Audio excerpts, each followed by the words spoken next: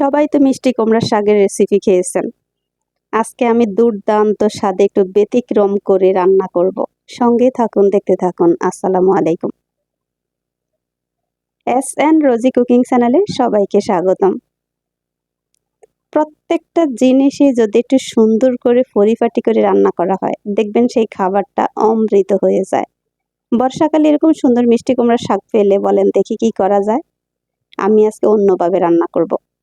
প্রথমে হলো পাতিলে 3 আইটেম ডাল বসিয়ে দিয়েছি বয়েল হওয়ার জন্য। সঙ্গে দিচ্ছি পেঁয়াজ কুচি, বেসিক মশলা, হলুদ পাউডার, মরিচ পাউডার, স্বাদমতো লবণ। ওই যে বললাম শুরুতেই আজকে ব্যতিক্রম করে একটু রেসিপি তৈরি করব। মনে হচ্ছিল মিষ্টি কুমড়ার শাকটাকে এইভাবে রান্না করলে দ্বিগুণ স্বাদের হবে। এখানে হচ্ছে চিংড়ি মাছের শুটকি, গরম পানিতে ধুয়ে ভিজিয়ে রেখেছিলাম। এখন এখান থেকে শুটকিগুলো দিয়ে দিব। বলেন দেখি কেমন হবে।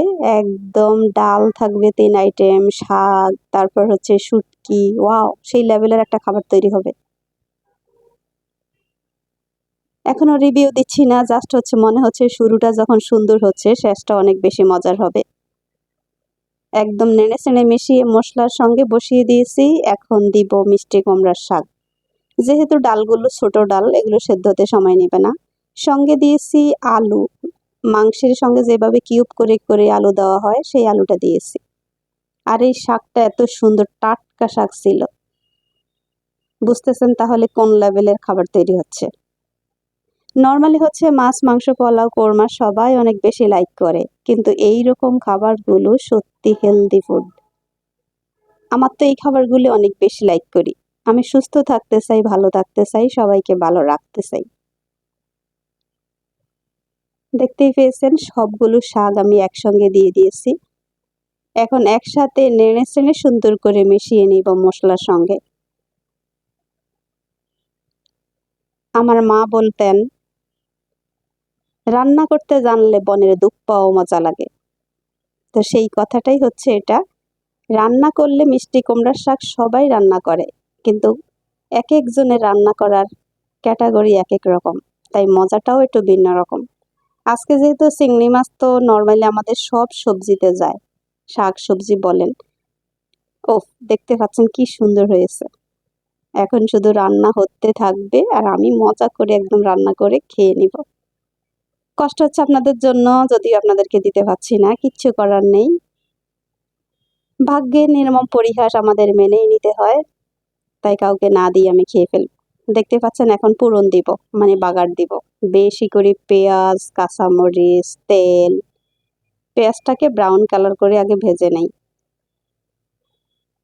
যে কোনো খাবারই আপনি বলবেন পুরন দেওয়ার পরে দেখতে পাবেন স্বাদটা দ্বিগুণ হয়ে যাবে। আর আমি যেহেতু প্রথম শুরুতে তেল দিইনি, তাই একটু বেশি করে তেল দিয়ে এটাকে রেডি করছি। সর্বশেষে আমি এখন পুরন দিয়ে দিচ্ছি। দেখতেই পাচ্ছেন সারা ঘর শুটকি, ডাল, শাক সবকিছু মিলিয়ে ফ্লেভারটা এত সুন্দর হয়েছে। একদম সবাই বলতেছে কি যেন একটা মজার খাবার রান্না হচ্ছে বাসায়।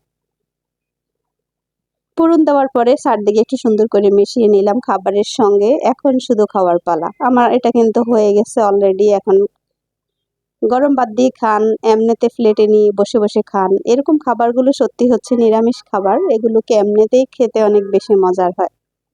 3-4 জনে বসে যদি এটাকে চামচ দিয়ে খাওয়া যায় তবে কিন্তু আরো বেশি মজা হয়। এখন 3-4 জন কই পাবো, আমি একা মানুষ। আমার ছেলে মেয়ে পছন্দ করে, ওরা হবে ভাতের সাথে খাবে। আমি কিন্তু এমনিতেই শুধু শুধু একটু খেয়ে নেব। দেখে আপনাদের কি মনে হচ্ছে বলেন? সবজিটা দেখে মনে হচ্ছে না, শাকটা দেখে মনে হচ্ছে না ইয়াম্মি স্বাদের হয়েছে? ভালো লাগলে ভিডিওতে ছোট্ট একটা লাইক দিয়ে পাশে থাকবেন। সবাই অনেক বেশি ভালো থাকেন। আল্লাহ হাফিজ। আসসালামু আলাইকুম।